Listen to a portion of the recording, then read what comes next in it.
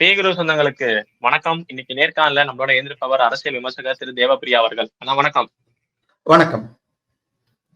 காலையிலேயே தமிழகத்துல அப்படியே ஒரு பரபரப்பான சோதனைகள் நடந்துட்டு இருக்கு. என்னன்னா இடி மீண்டும் தமிழகத்துல இறங்கியிருக்கு. அதுவும் எங்கன்னா இங்க தலைமையே சிக்குவார் அப்படின்னு சொல்ற அந்த டாஸ்மாக் ஊழல் 1000 கோடிக்கு மேல ஊழல் நடந்திருக்குன்னு சொல்ற எம்டி வீட்டுல டாஸ்மாக் எம்டி அவர்களோட வீட்டுல வந்து ஒரு 6-7 இடங்கள்னு சொல்றாங்க சில தொலைக்காட்சிகள்.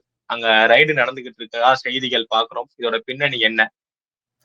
இல்ல, டாஸ்மாக்ல ஏற்கனவே போன மாதம் இடி நேரடியாக டாஸ்மாக் தலைமை அலுவலகம் பிளஸ் டாஸ்மாக்கு சப்ளை செய்கிற 10 கம்பெனிகள், 3-4 கம்பெனிகள் இதெல்லாத்தையும் ரைடு பண்ணாங்க. அவங்க எல்லாமே திமுக காரர்கள், எல்லாருக்குமே தெரியும்.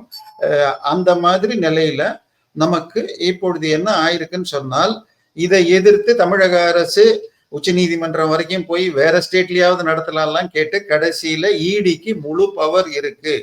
இந்தியா என்பது குவாசி பெடரல் ஸ்டேட், மாநில சுயாட்சிங்கிறதெல்லாம் அர்த்தமற்றதுன்னு சொல்லி சென்னை உயர் நீதிமன்ற நீதிபதி கொடுத்து இடிக்கு எல்லா உரிமையும் இருக்குன்னாங்க. இந்த நேரத்துல இன்னொரு செய்தி வர ஆரம்பித்தது.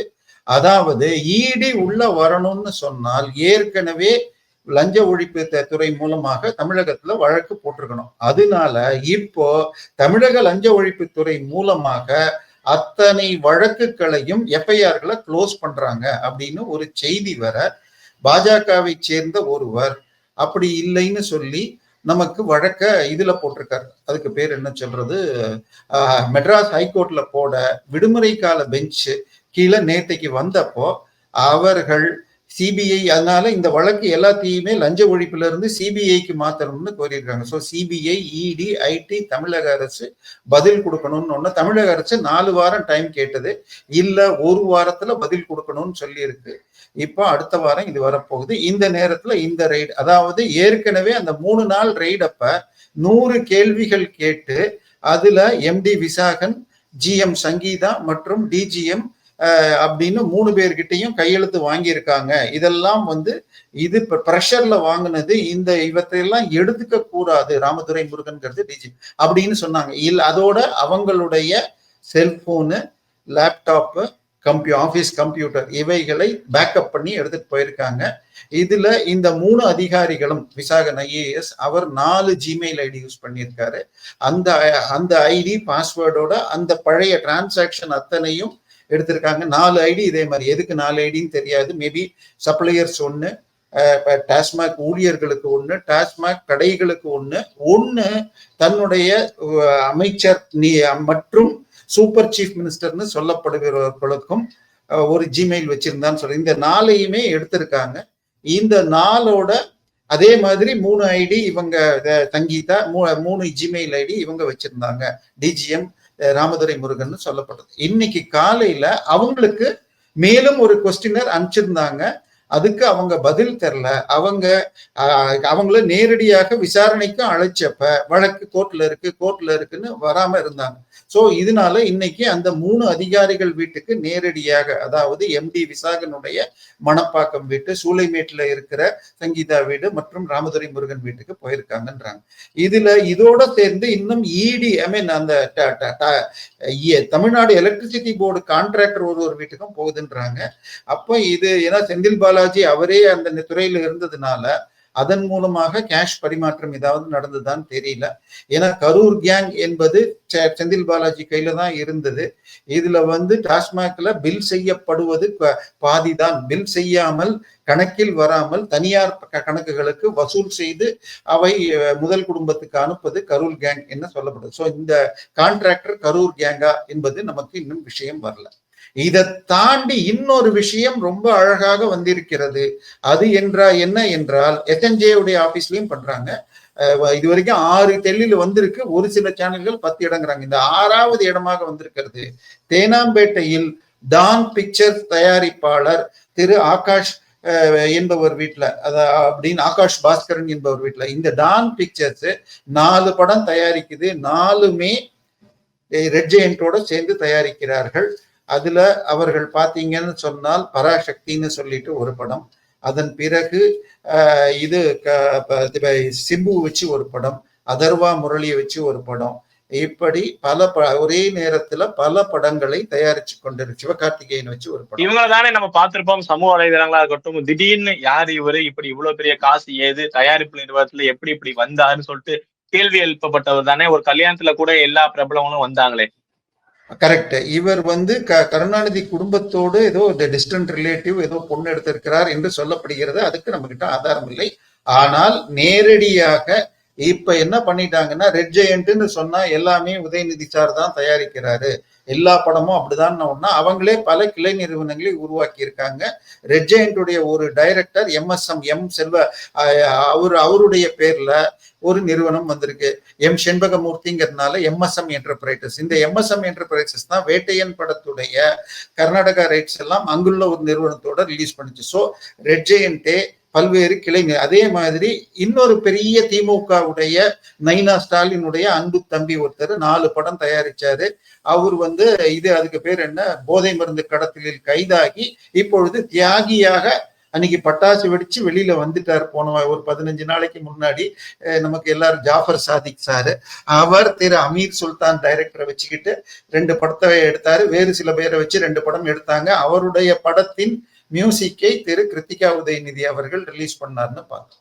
இப்ப இந்த டான் பிக்சர்ஸ் உடைய காதலிக்க நேரம் இல்லைங்கிற படத்துல டைரக்டர் கிருத்திகா உதயநிதினு நினைக்கிறேன். இது அவங்க தயாரிச்சுதா ரெட் ஜெயண்டான்னு பார்க்கணும். பட் எல்லாமே இன்டர் கனெக்டட் தான். அதனால என்ன டாஸ்மார்க்லயும் நம்ம பார்த்திருப்போம், ஒரு வார்த்தை சொல்லப்படுது, நிச்சயமா முதல்வர் அவர்களுக்கு இதுல பங்கு உண்டு, கைது செய்யப்படும் சொல்லிட்டு பாஜக முன்னாள் தலைவர் திரு அண்ணாமலை அவர்கள் சொன்னாரு. இப்ப நீங்க சொல்ற மாதிரி அந்த டான் பிக்சர்ஸ் இங்க தொடர்பு இருக்குங்கிறப்ப ரெட் ஜெயிண்ட் இது ஒரு தலைமை குடும்பத்தை குறி வைக்கிற மாதிரி இருக்கா? ரொம்ப நெருங்கிட்டாங்களா இடி? இல்ல, ஆக்சுவலா இடி ரொம்ப ஸ்லோன்னு தான் என்னுடைய ஒரு வருத்தம். நீங்க KN நேருவை பண்ணப்ப 3 கம்பெனிகள் பாத்தீங்க. அந்த ஒரிஜினலாக ட்ரூடோம் இல்ல பிரைவேட் லிமிடெட் என்ற கம்பெனில 30 கோடி கடன் வாங்கி நாங்க விண்மில் போடுறோம் அப்படின்னு சொல்லி அந்த விண்மில் கம்பெனில வாங்கின 30 கோடியை வேறு 3 நிறுவனங்களுக்கு மாற்றி அங்க இருந்து டிவிஹெச்சுக்கு மாற்றப்பட்டது. டிவிஹெச்ங்கிறது திரு KN நேருடைய தம்பி ரவிச்சந்திரனுக்கு சொந்தமானது. இந்த ரவிச்சந்திரன் அந்த ட்ரூடோம் என்ற கம்பெனி IOB கேத்தீட்ரல் பிரான்ச்ல கடன் வாங்கியிருந்தது. ஆனால் அதே குரூப்பை சேர்ந்த இவங்க யார் பேர்ல எல்லாம் போடுறாங்களோ அவங்க இந்தியன் பேங்க் கிண்டியில ஒரு கடன் வாங்கியிருக்காங்க. அதனுடைய இன்னொரு நிறுவனத்தின் டைரக்டர் யாருன்னு பார்த்தால் திரு சபரீசனுடைய கசின் அப்படின்னு வருது. சோ இந்த தொடர்புகள் ரொம்ப தெளிவா இருக்கு. ஆனால் இடி மிக மிக மிக மெதுவா போகுது. ஏன்னா இடிக்கு சில பிரச்சனைகள் உண்டு. பிரெடிகேட் அஃபென்ஸை நிரூபிச்சதுக்கு அப்புறம் தான் அந்த அஃபென்ஸ்ல இருந்து மணி லாண்டரிங் செஞ்சாங்கன்னு கொண்டு போக முடியும். இங்க தமிழ்நாட்டுல எல்லா கேஸையும் FIR க்ளோஸ் பண்ணிட்டு இருக்காங்க. ஆனால் இப்ப CBI இப்ப டாஸ்மாக்ல நேற்றைய தினம் இங்க இருக்கிற FIR எல்லாம் க்ளோஸ் பண்றாங்க. அதனால CBI வரணும். ஏன்னா இதுல லஞ்சம் ஊழல் நடக்குதுன்னால் மணி லாண்டரிங் மாத்திரம்தான் இடி வர முடியும். லஞ்ச ஊழல் அப்படின்னு சொன்னா நாட்டுக்குள்ள பணப்பரிமாற்றத்துல பெருமளவுல CBI தான் வர முடியும். CBI ஒரு வழக்கு போகணும்னு சொன்னால் மாநில அரசே கொடுக்கணும், இல்லைன்னா நீதிமன்றம் ஹைகோர்ட் அல்லது சுப்ரீம் கோர்ட் தான் கொடுக்க முடியும். அதனால இப்ப டாஸ்மாக்ல CBIக்கு போகணுங்கிற கேஸ் இருக்கு. ஏன்னா ஒரு சின்ன வழக்கை சொன்னால் 2 வழக்குகள் சமீபத்துல முடிக்கப்பட்டிருக்கு. ஒரு வழக்கு உங்களுக்கு ஜாஃபர் சேட், அவருக்கு கருணாநிதியுடைய ஒரு உதவியாளர் பர்சனல் அசிஸ்டன்ட் ஒருத்தருக்குமாக திருவான்மியூர்ல என்னுடைய வீட்டுக்கு மிக அருகில் ஒரு கமர்ஷியல் ப்ராப்பர்ட்டி கம்மி ரேட்ல அலோகேட் பண்ணாங்க.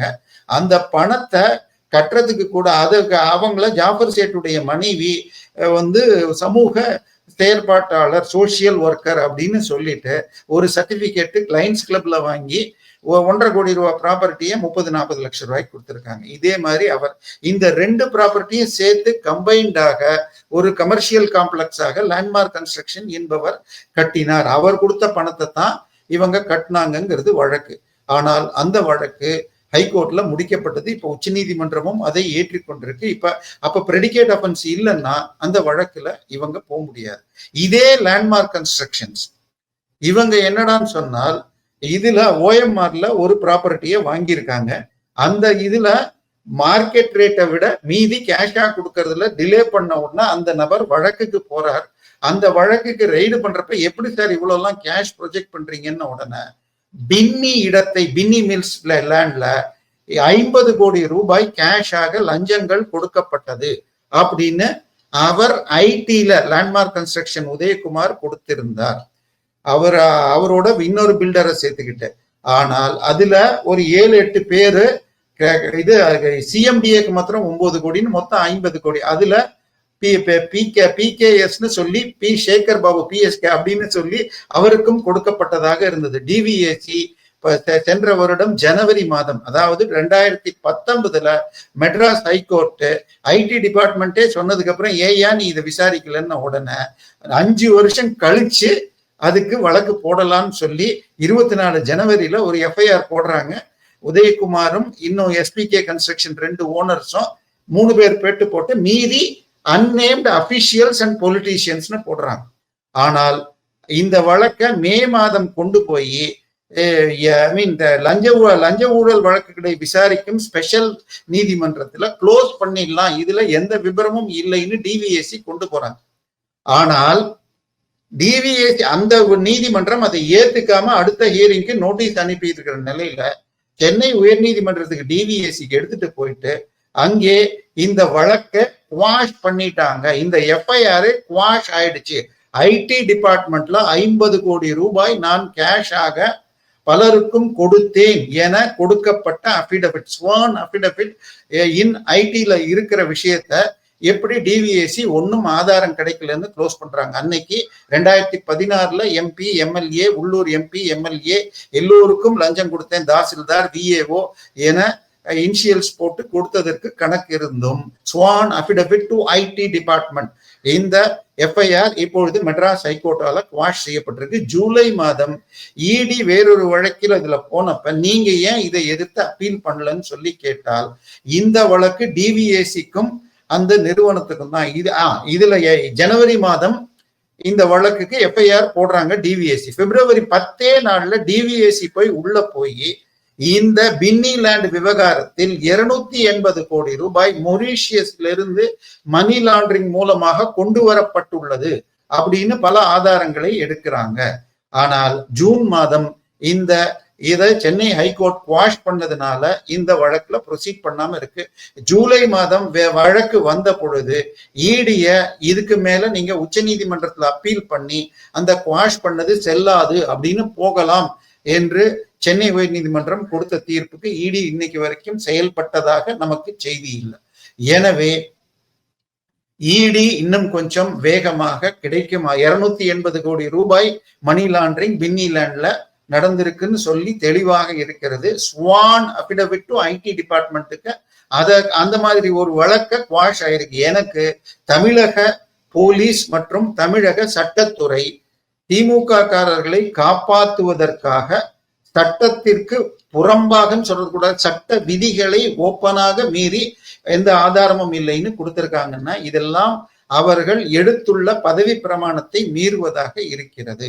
ஏற்கனவே துரைமுருகனுடைய வழக்குல துரைமுருகன் வீட்டுல 13 கோடி ரூபாய் பிடிக்கப்பட்ட பொழுது, அதாவது திரு துரைமுருகனுடைய மகன் 2019 வேலூர் நாடாளுமன்ற தொகுதியில் வேட்பாளராக கதிரானந்த் இருந்த பொழுது அவருக்காக பணம் விநியோகம் செய்ய புதிய 200 ரூபாய் நோட்டு கட்டுகளாக 13 கோடி ரூபாய் ஒரு சிமெண்ட் கோடவுன் திரு துரைமுருகனுக்கு மிக நெருக்கமான ஒரு உறவினர் வீட்டுல சிமெண்ட் கோடவுன்ல பிடிபட்டது. அது பக்கத்திலேயே கவரா எழுதி இருக்கு, இந்த தெரு இந்த வீடு இவ்வளவு ரூபாய், ஒரு ஓட்டுக்கு இவ்வளவு பணம் கொடுக்கணும்னு எழுதி இருக்குன்னு. இந்த வழக்கு இதுல திமுக சார்பாக ஒரு அபிடவிட் கொடுத்தாங்க. கதிரானந்துடைய தகப்பனார் துரைமுருகன் வேறு, திமுகவின் பொருளாளர் துரைமுருகன் வேறு அப்படின்னு ஒரு அபிடவிட். ஏன்னா திமுகவின் பொருளாளர் வீட்டுல பிடிபட்டது அல்லது அவருடைய நெருங்கிய சகா வீட்டுல பிடிபட்டதுனால் திமுக கட்சியுடைய தேர்தலில் போட்டி போடும் வாய்ப்பே தடுக்கப்படலாம் அப்படின்னு சொல்லிட்டு ஒரு அபிடவிட் இதுல யார் கையெழுத்து போட்டிருக்காங்கன்னு சொன்னால் திரு RS பாரதியும் TR பாலுவும் சைன் பண்ணதாக பத்திரிகை செய்திகள் கொடுக்கின்றன. எனவே இப்ப இந்த வழக்குல ஸ்டே இருந்து இப்ப திருப்பி இடி உள்ள வந்து ரெய்டு பண்ணாங்க கதிரானந்த் வீடுகளை. இப்போ திரு துரைமுருகன் அவருடைய 2 சொத்து குவிப்பு வழக்குகள் சட்டத்திற்கு புறம்பாக குவாஷ் செய்யப்பட்டது, செல்லாதுன்னு சொல்லி சென்னை உயர் நீதிமன்றம் சொல்லியிருக்கு. 96 2001 காலகட்டம், 2001 2006 2011 காலகட்டத்துல இதுல 2021 திரு துரைமுருகன் கொடுத்திருக்கிற அபிடவிட்ல என்னுடைய மனைவி பேரில் சென்னையில் உள்ள இதுல அதுக்கு பேர் என்னதுக்கு வண்டலூர் கேளம்பாக்கம் ரோட்ல இது விஐடி காலேஜுக்கு எதிர்த்தாப்புல இருக்கிற 6 ஏக்கர்ல 69,000 ஸ்கொயர் ஃபீட் பில்டிங்கு அது கட்டுவதற்கான செலவு 1,29,00,000 கொடுத்திருக்காருங்க. 2001 69,000 ஸ்கொயர் ஃபீட் கட்டுறதுக்கு 12 லட்சத்துக்கு மேல வரும். இன்னைக்கு 36 லட்சம் வரும். எனவே இதை இடி எடுக்கணும். ஏன்னா அந்த வழக்குல டிவிஎஸ்சி 3 கோடி தான் சொத்து காட்டிருக்கு. இந்த ஒரு பில்டிங்கை மாத்திரம் எடுத்தாலே 12 கோடி வரும். எனவே இதையெல்லாம் என்னன்னு நமக்கு புரியல. இதை இடி கைகள் கட்டப்பட்டுள்ளன. ஏன்னா சிபிஐ மாநில அரசு உத்தரவு இல்லாம வர முடியாது. இடி பிரெடிகேட் அஃபென்ஸ் கீழ் நீதிமன்றத்துல ப்ரூவ் ஆனாதான் மணி லாண்டரிங் உள்ள வர முடியுங்கிற ஒரு பிரச்சனை இருக்கிறது. எனவே இந்த திமுக கட்சியே கீழ் நீதிமன்றங்களை வளைத்து வழக்குகளை முடிக்கிறார்கள். எனவே இடி ரொம்ப வேகமா வந்து எடுக்குதுங்க, பல விவரங்களை எடுக்குது. இப்ப நம்ம KL நேரு கேஸ்ல எடுத்தால் வெறும் 30 கோடி கடன் வாங்கிட்டு பேங்குக்கு அவங்க பணம் கட்டினது வட்டி கட்டினது போக 22 கோடி ஏமாத்தினாங்க அப்படிங்கிற அந்த எஃப்ஐஆரை வச்சுட்டு தான் வந்திருக்காங்க. ஆனால் அதே 2013 டிவிஹெச் லும்பினின்னு ஒரே ஒரு ப்ராஜெக்ட் புரசவாக்கத்துல அது 9 ஏக்கர் நிலத்துல 10 லட்சம் ஸ்கொயர் ஃபீட் பில்டப் ஏரியா, 10 லட்சம் ஸ்கொயர் ஃபீட் கட்டுறதுக்கு 1,500 ரூபாய் அன்னைக்கு ரேட்டு போட்டா கூட எவ்வளவு வரும்னு நீங்க பாத்துக்கங்க. கிட்டத்தட்ட 1,500 கோடி ரூபாய் ப்ராஜெக்ட் 2013. ஆனா 30 கோடி பேங்க்ல கடன் வாங்கினதை கட்ட முடியலன்றாங்க. எனவே இதையெல்லாம் லிங்க் பண்ணி சரியாக ப்ரூவ் பண்ணணும். சிபிஐ உள்ள வர வேண்டி இருக்கலாம். இடிங்கிறது மணி லாண்டரிங் மாத்திரம்தான் வர முடியும்.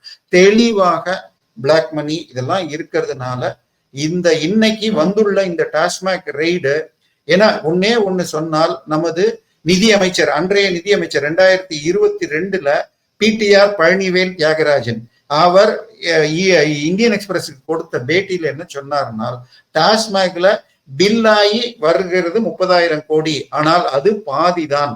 டாஸ்மாக் கணக்கில் ஏறாமல் இன்னொரு பாதி வெளியே விற்கப்படுகிறது, அது தனியார் பாக்கெட்டுக்கு போகுதுன்னு சொன்னார். அதாவது அவர் லீக்கேஜஸ்ன்னு சொன்னார். அந்த அமௌண்ட் எவ்வளவு இருக்குன்னு அவரே குவான்டிஃபையும் பண்ணியிருக்கார். தமிழகத்தின் ஜிடிபியில 2-3% அப்படின்னார். தமிழக ஜிடிபிங்கிறது 27 லட்சம். அப்ப 2% தான் 54,000, 3% சொன்னால் 82,000 கிட்ட வந்து நிற்கும். எனவே இவ்வளவு தூரம் கணக்குல வராம இருக்கு அப்படின்னு சொல்லியிருக்கார். எனவே இப்போ இந்த கணக்கெல்லாம் எடுக்க முடியுமா? டாஸ்மாக்ல இன்னொன்னு சொன்னால் 2019 டாஸ்மாக்ல நமது குடிமகன்கள்னு சொன்னா கோச்சிப்பீங்களான்னு தெரியல, மது பிரியர்கள், அந்த மது பிரியர்கள் குடிச்சிட்டு வச்சுட்டு போற பாட்டிலை டாஸ்மாக் விற்றால் 2,500 கோடி ரூபாய் மாசம் வருதுன்னு 2019 தினத்தந்தியில பத்திரிகை செய்தி இங்கிலீஷ் டிடி நெக்ஸ்ட்ல வருது. ஆனால் இந்த ஆட்சி வந்த பிறகு அந்த அமௌண்ட் பெருவாரியாக குறைந்ததாக சொல்லப்படுகிறது. சோ பாட்டில் கணக்குல மட்டும்தான் இந்த 1000 கோடியே சொல்லியிருக்காங்க இதுவரைக்கும். ஆனால் பில் ஆகாத அமௌண்ட், உதாரணமாக இன்னைக்கு ரெய்ட்ல எஸ்என்ஜே போகுது. எஸ்என்ஜே 2020 20 கோடி ரூபாய் இவங்கள்ட்ட இருந்து வாங்கியிருக்க, இன்னொரு கால்ஸ் நிறுவனத்துல இருந்து வாங்கியிருக்காங்க. அதுக்கப்புறம் அவங்க அந்த வருஷமே ரைட் ஆஃப் பண்ணியிருக்காங்கன்னு ஒரு கணக்கு காட்டுறாங்க. சோ இது எல்லாத்தையும் ஃபோரன்சிக் ஆடிட் பண்ணிட்டு, ஏன்னா 2003 தான் டாஸ்மாக் உருவானது. அதுக்கு முன்னாடி தமிழக இது சப்ளை செய்யறதெல்லாம் பார்த்தால் இந்தியா முழுக்க இருக்கிற நிறுவனங்கள் தான் பெருவாரியா இருக்கும். யுனைடெட் ப்ரூவரிஸ், மோகன் ப்ரூவரிஸ், இந்த மாதிரி. ஆனால் அதுக்கப்புறமா 2003 அதிமுகவிற்கு சொந்தமான, சசிகலாவிற்கு சொந்தமான ஒரு நிறுவனம் 30% பண்ணிச்சு. 2006 திரு கருணாநிதி ஆட்சி செய்த பிறகு 6 லைசன்ஸ் கொடுக்கிறார் தன்னுடைய கட்சிக்காரர்களுக்கு. திரு TR பாலு, திரு ஜெகத் ரட்சகன், SNJ, அதுக்கப்புறம் இது கலைஞர் டிவியுடைய சேர்ந்த இன்னொருவருக்கு. அதுக்கு அதை தாண்டி அந்த கல்ஸ் நிறுவனம் கனிமொழியும் பார்ட்னர் அப்படின்னு சொல்லியும் திருவாரூரான் சுகர்ஸ் என்ற நிறுவனத்தை வாங்கி அதுல 4 டிஸ்டிலரிகளை இப்ப டாஸ்மாக்கு சப்ளை பண்றதுக்காக கால்ஸ் மூலமாக கனிமொழி முயல்கிறார்னு சொல்லி நாம் தமிழரை சேர்ந்த இவங்க கொடுத்தாங்க. அதுக்கு எதிர்த்து கேஸ் போடல. சோ கனிமொழி, TR பாலு, ஜெகத் ரட்சகன், அதுக்கப்புறம் கல்ஸ்ங்கிற இன்னொரு நிறுவனத்துல வாசுதேவன், அதுக்கப்புறமா இத்தனை பேரு நீங்க சொல்ற மாதிரி ஆல்ரெடி 10 அமைச்சர்கள் வந்து இடியா இருக்கட்டும், கேஸா இருக்கட்டும், இது இருக்கு. நீங்க இப்ப இத்தனை பேர் சொல்றதுனால திமுக ஆட்சியை நடத்த முடியாது. இல்ல, ஒரு காலத்தில் சொல்லப்பட்டது திமுகவின் ஆட்சி புழல் பிரான்ச்னு ஒண்ணு போடணும், இல்லாட்டி அது அமைச்சர்கள் மீட்டிங் போடணும்னாங்க. ஆனால் இடி சாதாரணமாக அரெஸ்ட் செய்யாது. அதாவது பொன்முடி கேஸ்ல பாத்தீங்கன்னு சொன்னால் மணி லாண்டரிங், அவர் வீட்டுல ஃபாரின் கரன்சி பிடிபட்டது. அவர் 45 லட்சம், அதாவது 1 மில்லியன் இன்வெஸ்ட் பண்ண இடத்த இப்ப 130 மில்லியனுக்கு வித்ததாக பத்திரிகை செய்தி சொல்லுது. ஆனாலும் கேட்கிற கேள்விக்கு போற அன்னைக்கு போய் பதில் சொல்லி ஆடிட்டரை வச்சு ரெடி பண்ணி கொடுத்தால் தப்பிக்கலாம். அதே போல நம்ம இவர் ஜெகத் ரட்சகன் சாரு உங்களுக்கு 26,000 கோடிக்கு இலங்கையில அம்பன் தோட்டால ஒரு இது அதுக்கு பேர் ரிஃபைனரி போடுறதாக இருந்ததுல அந்த கம்பெனிக்காக ஆரம்பகட்ட முதலீடுகளுக்காக கிட்டத்தட்ட 100 கோடிய சிங்கப்பூருக்கு அனுப்பிச்சிருக்காருன்ற கேஸ்ல 908 கோடி அவருக்கு ஃபைன் போடப்பட்டது. ஆனால் கைது செய்யப்படல. அதுக்கு ஸ்டே வாங்கியிருக்காருன்னு நினைக்கிறேன். எனவே நீங்க சொன்ன மாதிரி இடி இதில் வேகமாக போகணும். சில சட்ட சிக்கல்கள் இருக்கிறதாக எனக்கு சில நண்பர்கள் சொல்றாங்க. ஆனால் அதை தாண்டி என்ன செய்யணுங்கிறது நம்மளை விட அவங்கள்ட்ட நிறைய இன்ஃபர்மேஷன், நமக்கு நம்ம பத்திரிகையில வந்த செய்தியைத்தான் சொல்றோம். சோர்சஸ்ங்கிற மாதிரி எல்லாமே இல்ல. 99% ஏற்கனவே பத்திரிகை செய்திகளாகத்தான் இருக்கு. எனவே நம்ம முன்னாள் நிதியமைச்சர் சொன்னது 50,000 கோடி வெளியில போகுதுன்னா 4 வருஷத்துல 2 லட்சம் கோடி வெளியில போயிருக்கலாம். ஓட்டிற்கு நேற்றைய தினம் தான் திமுக இருந்து தமிழகத்தை 7ஆக பிரிச்சு 7 மண்டல பொறுப்பாளர்கள்னு ஆளுக்கு 30-40 தொகுதியை ஒதுக்கி இருக்காங்க. அதுல அமைச்சராக தொடரக்கூடாதுங்கிற செந்தில் பாலாஜியை கொங்கு பகுதியை கொடுத்திருக்காங்க. அதனால உங்களுக்கு அதனால இப்ப அங்கெல்லாம் கேஷ் ஃப்ளோ ஆயிடுச்சு. ஒரு தொகுதிக்கு ஓட்டிற்கு ஒரு ஓட்டுக்கு 5,000 ரூபாய் வரைக்கும் செலவு பண்ணணும் என்று அதற்குரிய பணங்கள் போக ஆரம்பித்து விட்டது அப்படின்னு செய்தி வருது. இதை தடுக்கிறதுக்கு தான் இந்த இடி ரைடான்னு நமக்கு தெரியல. இன்றைய ரைடு ஒரு பக்கம் டாஸ்மாக்ல எம்டி வரைக்கும், எம்டி ஜிஎம் டிஜிஎம்ங்கிறது அவங்களுடைய அந்த பர்சனல் ஜிமெயில்ல நேரடியாக அமைச்சர் செந்தில் பாலாஜியை தாண்டி சூப்பர் சீஃப் மினிஸ்டர் யாராவது தொடர்பு கொண்டாங்களான்னு தெரியாது. ஏன்னால் இப்பொழுது கனிம வளத்துறையை திரு ரகுபதி அவர்களிடம் கொடுத்திருக்காங்க. ரகுபதி கிட்ட உங்களுக்கு புதுக்கோட்டையை சேர்ந்த அவர்கள் தான் ஏற்கனவே மணல் அள்ளினவங்க, ராமச்சந்திரன், கருப்பையா போன்றவர்கள். அவங்க திருப்பி கேட்ட உடனே இல்ல, எனக்கு பதவி கொடுக்கும் முன்பாக முதலமைச்சர் அலுவலகத்தில் இந்த யாரு கான்ட்ராக்டர்னு நாங்க டிசைட் பண்ணிட்டோம். இது முழுக்க முதல் குடும்பம் சொன்ன சூப்பர் சீஃப் மினிஸ்டர் ஏற்கனவே சொன்ன கான்ட்ராக்டர் தான், நீங்க வெறும் கையெழுத்து போடணும்ட்டாங்க, நான் எதுவும் பண்ண முடியாது என்று ரகுபதி சொன்னதாக திமுகவின் ஒரு சொம்பு ஊடகம் கூறியுள்ளது. எனவே இது அடுத்த 3 மாதத்தில் இன்னும் பல விஷயங்கள் மிக மிக மிக வேகமாக நடக்கும். ஆனா சட்டபூர்வமா இதை உறுதி செய்யறதுக்கு சிபிஐ ஆர்டர் கிடைச்சதுன்னா நல்லா இருக்கும். ஏன்னா நேற்றைய தினம் இன்னும் 1 வாரத்துல பதில் கொடுக்கணும்னு இருக்காங்க. ஆனால் தமிழக அரசு டைம் வாங்க பார்த்தாங்கன்னா நமக்கு கஷ்டம்தான். மத்திய அரசு இடி வேகமாக செயல்பட்டு சிபிஐயும் உள்ளே இழுத்து செய்யணும். ஏன்னா இது தாது மணல் கடத்தல்ல 5,831 கோடி ரூபாய் தமிழகம் வசூல் செய்யணும். அந்த வழக்கை சிபிஐக்கு மாத்திட்டு இடி ஐடியும் உள்ள வரலாம்னு சொன்னதுக்கும் VV minerals Vaikundarajan stay supreme கோர்ட்ல வாங்கியிருக்காங்க. இதை தமிழக அரசு அந்த தீர்ப்பை ஏத்துக்கிட்டு ஒரு முறையான, ஏன் இந்த வழக்குக்கெல்லாம் இவங்க 50 லட்சம் ஒரு எதுக்கு வாங்குற அந்த வக்கீல்களை வைக்கலன்னு எனக்கு தெரியல. எனவே தமிழகத்துக்கு 5,831 கோடி ரூபாய் தாது மணல் 2000 இருந்து 2013 வசூல் பண்ணல. மத்திய அரசு கொடுக்கலன்னு சொன்னா நேரடியாக வசூல் செய் என்று உயர் நீதிமன்றம் கொடுத்த தீர்ப்புல இருந்து வசூல் செய்யாம மக்களிடம் இது மாதிரி பரப்பிட்டு இருக்காங்க. இடி வேகமாக செயல்பட்டு, ஏன்னா சரி 2024 தேர்தல்ல மோடி என்ன சொன்னார்னால், தமிழகத்தை போதை மருந்து கும்பலிலிருந்து விடுவிப்பேன், தமிழர்களிலிருந்து சுரண்டப்பட்ட கடைசி ரூபாய் வரை மீட்பேன் அப்படின்னு சொல்லியிருக்கார். அதை அவர் செய்து காட்டணும். அண்ணாமலை அவர்கள் சொல்லியிருக்கார். ஈவன் திரு அமித்ஷா அவர்கள் டாஸ்மாக்ல 49,000 கோடி ஊழல் இருக்கார். என்னுடைய கணக்கு 2-3 லட்சம் கோடி கூட செல்ல முடியும் என்பதுதான். அதற்கு ஆதாரங்கள் கிடைக்குமா என்னங்கிறது பார்க்கணும். நிச்சயமா பூகம்பம் வெடித்து கொண்டே இருக்கிறது. தேர்தலும் நெருங்குது. பார்ப்போம் என்ன மாதிரியான அரசியல் மாற்றங்கள் இங்க தமிழகத்தை ஏற்பட போகுதுன்னு. இவ்வளவு நேரம் உங்க நேரத்தை நம்ம தளத்துக்கு வந்து பயந்தமைக்கு ரொம்ப நன்றி. நல்லதே நடக்கும். வாழ்க வளமுடன்.